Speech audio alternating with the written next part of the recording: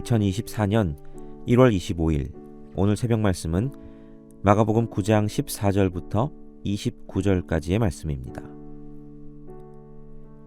이에 그들이 제자들에게 와서 보니 큰 무리가 그들을 둘러싸고 서기관들이 그들과 더불어 변론하고 있더라. 온 무리가 곧 예수를 보고 매우 놀라며 달려와 문안하거늘 예수께서 물으시되 너희가 무엇을 그들과 변론하느냐? 무리 중에 하나가 대답하되 선생님, 말 못하게 귀신 들린 내 아들을 선생님께 데려왔나이다. 귀신이 어디서든지 그를 잡으면 거꾸러져 거품을 흘리며 이를 갈며 그리고 파리해지는지라. 내가 선생님의 제자들에게 내쫓아달라 하였으나 그들이 능히 하지 못하더이다. 대답하여 이르시되 믿음이 없는 세대여, 내가 얼마나 너희와 함께 있으며 얼마나 너희에게 참으리요. 그를 내게로 데려오라 하시매 이에 데리고 오니 귀신이 예수를 보고 그 아이로 심히 경련을 일으키게 하는지라. 그가 땅에 엎드러져 구르며 거품을 흘리더라. 예수께서 그 아버지에게 물으시되 언제부터 이렇게 되었느냐 하시니 이르시되 어릴 때부터니이다. 귀신이 그를 죽이려고 불과 물에 자주 던졌나이다. 그러나 무엇을 하실 수 있거든 우리를 불쌍히 여기사 도와주옵소서. 예수께서 이르시되 할 수 있거든이 무슨 말이냐? 믿는 자에게는 능히 하지 못할 일이 없느니라 하시니 곧 그 아이의 아버지가 소리를 질러 이르되 내가 믿나이다. 나의 믿음 없는 것을 도와주소서 하더라.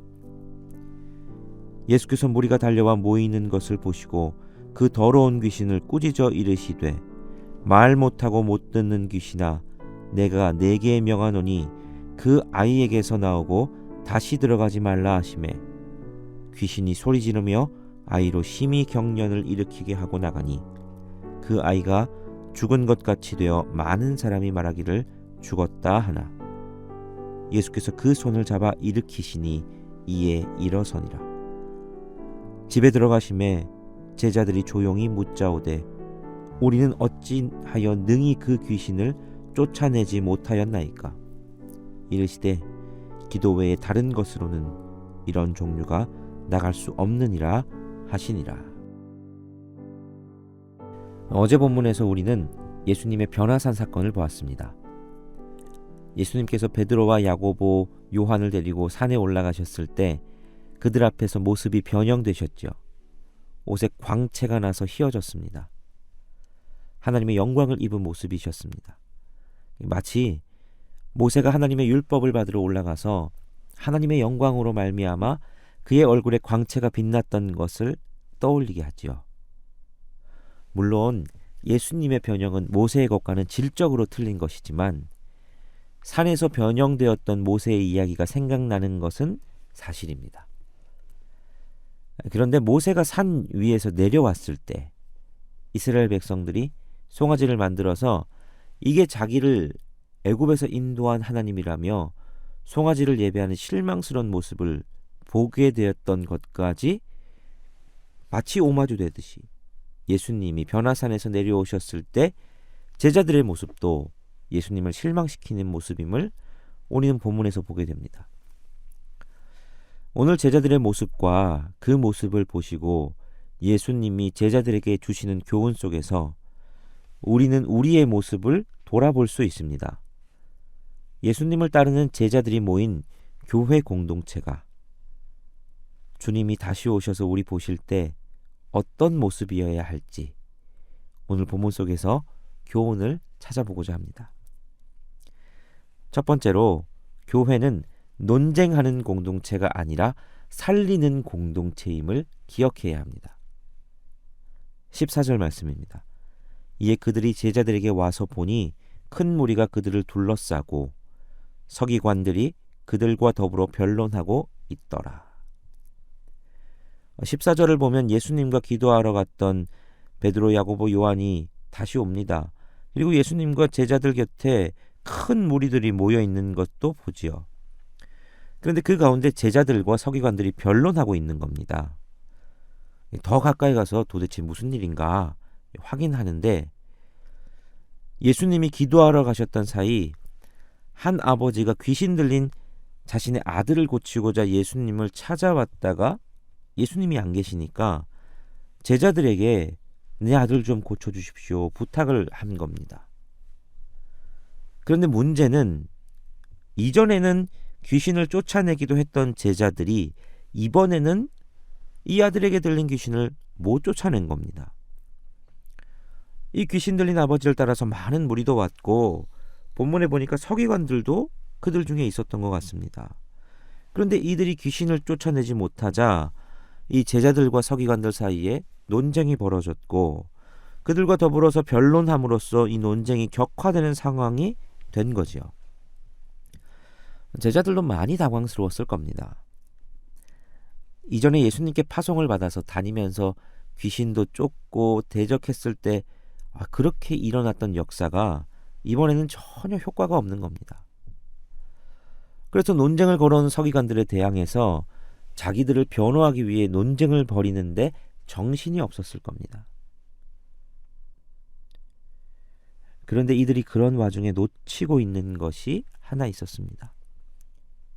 귀신 들린 아들을 어떻게 하지 못해 간절한 마음으로 지푸라기라도 잡는 심정으로 그들을 찾아온 아버지, 그리고 귀신으로 인한 간질 증세로 죽음의 고통을 겪고 있는 아들, 이들이 그들 앞에 있다는 사실을 잊고 있었습니다. 서기관들과 변론하며 논쟁하느라 눈앞에서 죽음의 고통을 겪고 있는 이들이 보이지 않았던 거지요. 우리는 이런 제자들의 모습을 보면서 우리 스스로를 돌아볼 수 있어야 합니다. 우리 역시 예수님을 따르는 제자물이지요. 그게 교회 아닙니까? 그리고 주님은 주님의 제자인 교회에 주님이 만지시고 고쳐야 할 아픈 영혼들을 보내주십니다. 병들어서, 귀신 들어서 죽음의 고통을 겪고 있는 이들이 교회에 오겠지요. 그런데 혹시 교회는 자기들끼리 누가 옳은가, 누가 큰가, 내가 맞니 네가 맞니 논쟁하고 변론하느라고 죽음의 고통 가운데 있는 이들은 보지도 못하고 그들에게 관심이 없이 자기들끼리만 논쟁하고 있는 것은 아닐까 하는 생각을 해보게 됩니다. 말씀의 기갈, 영혼의 기갈로 죽어가는 이들을 하나님의 복음, 하나님의 능력으로 구원해내야 하는데 그저 논쟁이나 벌이면서 자기들끼리 힘 빼고 있는 것은 아닌지 돌아봐야 하겠습니다. 교회는 논쟁하는 공동체가 아니라 사람을 살리는 공동체임을 반드시 기억해야 하겠습니다.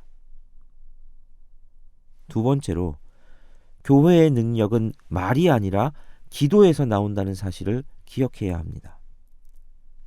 28절 29절입니다. 집에 들어가시매 제자들이 조용히 묻자오되 우리는 어찌하여 능히 그 귀신을 쫓아내지 못하였나이까.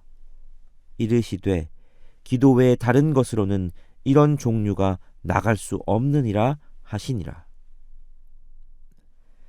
변화산에서 내려온 예수님을 본 아버지는 자신의 아들의 상황을 예수님께 말합니다.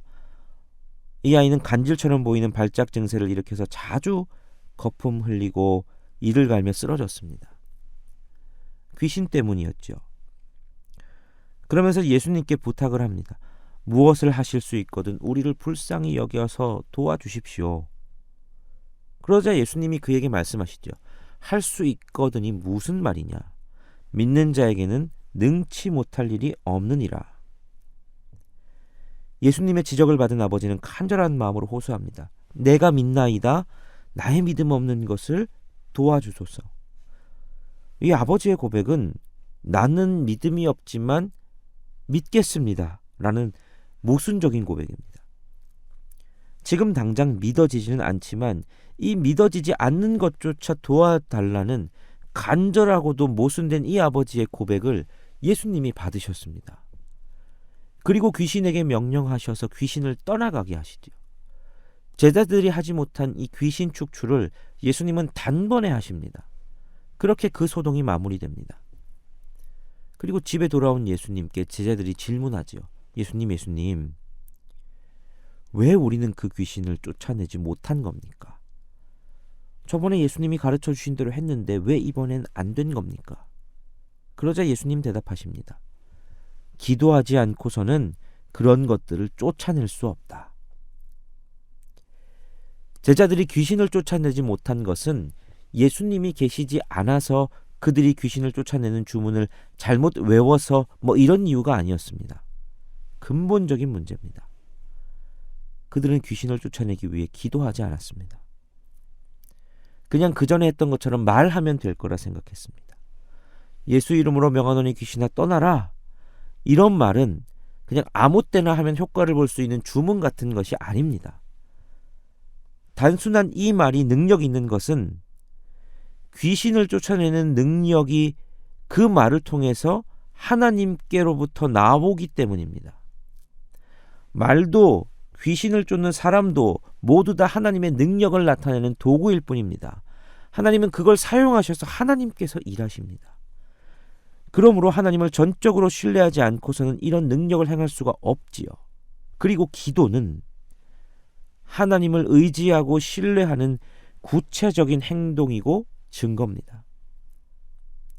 그래서 예수님은 기도하지 않고서는 그런 것들을 쫓아낼 수 없다고 말씀하신 것입니다. 하나님의 능력은 어떤 특정한 방법이나 공식에서 나오는 것이 아니라 그저 하나님께로부터 나옵니다. 그리고 하나님의 능력을 드러내는 도구는 사람이나 여러 가지 다른 도구들이 되겠지요. 그러므로 하나님의 능력을 이루기 위해서는 방법이나 공식이 필요한 것이 아니라 하나님을 전적으로 신뢰하는 기도가 필요한 겁니다. 그러므로 우리가 겸손해야 하는 이유지요. 우리가 능력을 행하는 것이 아니라 하나님이 능력을 행하시는 것이고, 능력이 나타나는 것도 하나님의 뜻이고 능력이 나타나지 않는 것도 하나님의 뜻입니다. 우리에게 필요한 건 그저 주님께 기도하고 주님께서 일하시기를 기다리는 겁니다. 귀신을 쫓는 이 사역에서 제자들이 실수한 것은 이 모든 일의 주권이 주님께 있다는 것을 잊어버린 것이고, 주님의 뜻과 마음이 어디에 있는지를 놓쳤다는 겁니다.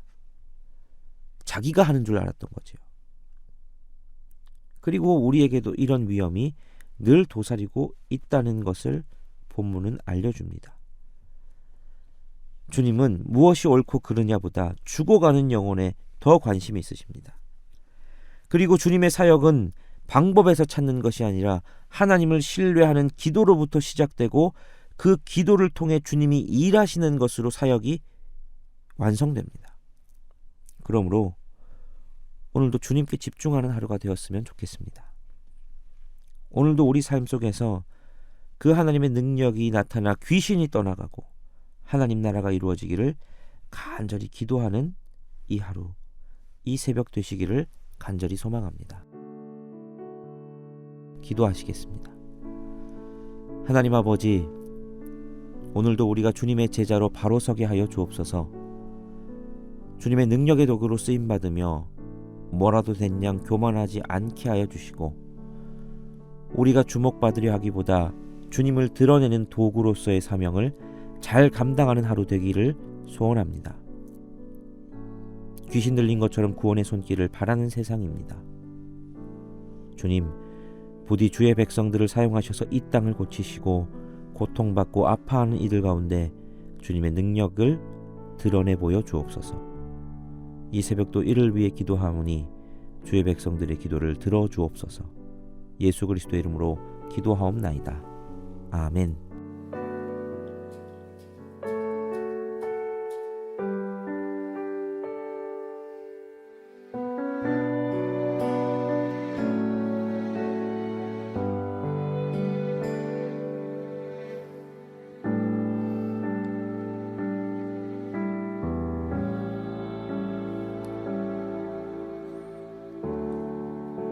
주님 손에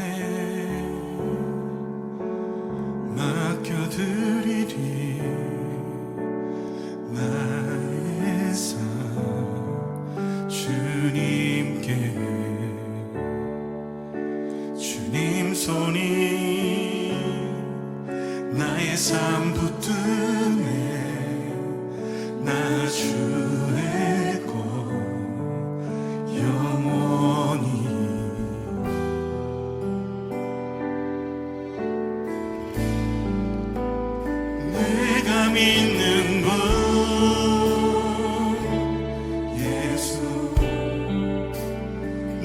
내가 속한 분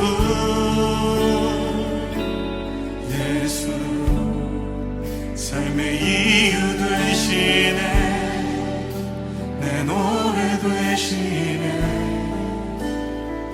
전심으로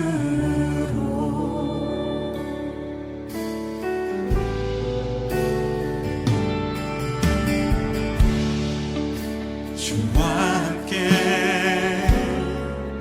걸어가리라 모든 길을 주실래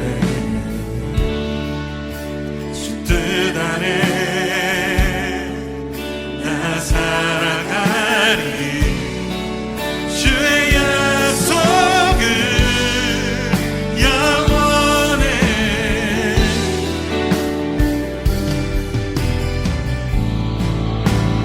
내가 믿는 분 예수 내가 속한 분 예수 삶의 이유 되시네 내 노래 되시네 내가 믿는 분 예수 내가 속한 분 예수 삶의 이유 되시네 내 노래 되시네 전심으로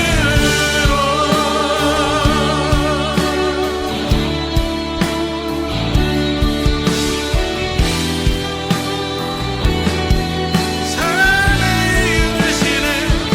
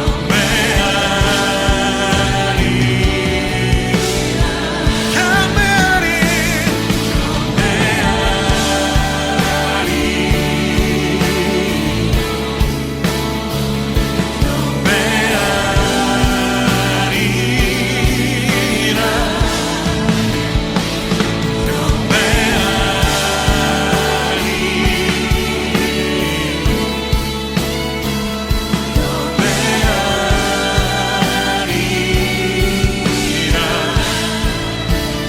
내가 믿는 분 예수 내가 속한 분